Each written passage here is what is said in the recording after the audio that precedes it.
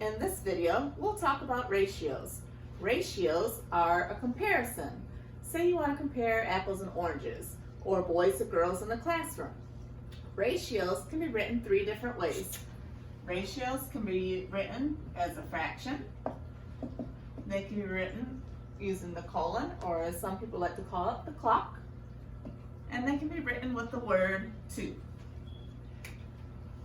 Let's try an example. What if they said we would like the ratios of circles to triangles?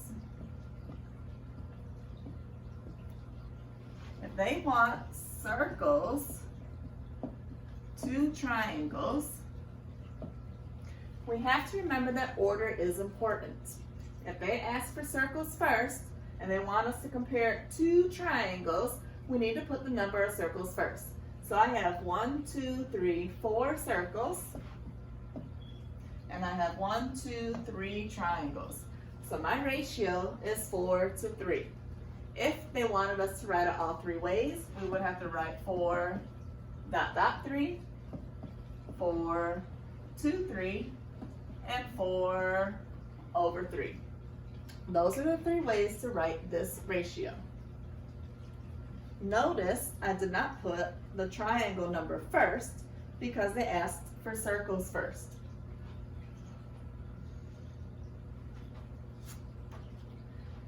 Let's look at this table. Let's say we're going to talk about birthdays.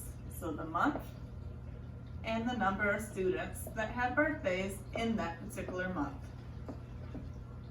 Let's say January, February, and March. And in January, maybe 6 people have birthdays. In February, maybe 4 people have birthdays. And in March, we'll say 7 people have birthdays. What if the question said, what is the ratio of March to February? Notice I said March first, so we're going to write it in words. We want March to February.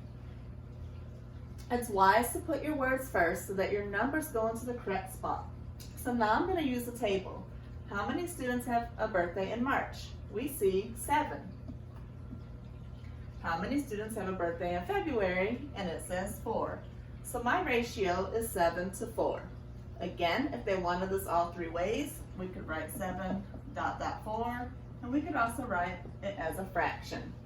It's important to realize that this really isn't a fraction, it is still a ratio, and it is okay that it looks improper, that the top number is bigger than the bottom, because it is in the correct order. Let's use the same scenario. What if this time they said they wanted to know how many students had a birthday in January to all students? So I said January 1st to all. How would we figure out how many students there were in all? We would simply just have to add the number of students to figure out how many there were in all. So the first thing I need is how many students have a birthday in January. I look at my table and it says 6. Now I need to figure out how many students there are in all. 6 plus 4 is 10. 10 plus 7 is 17. So we know all is 17. So my ratio is 6 to 17. We'll try one more example of ratios. Sometimes they want you to find the equivalent ratio. Equivalent ratio just means equal. Equivalent is a fancy word for equal. The easiest way to do this is to divide and match. So for example, if I had 3 circles here and 2 triangles, and I wanted circles to triangles, my ratio would be 3 to 2. If they gave me another picture and they wanted to know if this was equivalent or the same, I would set up my ratio first. Of course, I want circles to triangles. I would count how many circles, 1, 2, 3, 4, 5, 6.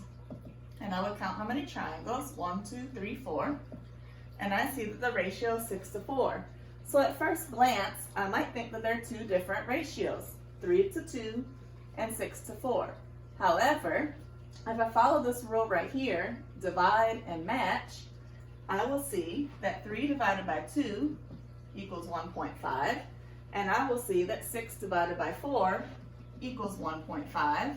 So in the end, they actually match when I divide. So yes, these are equivalent ratios.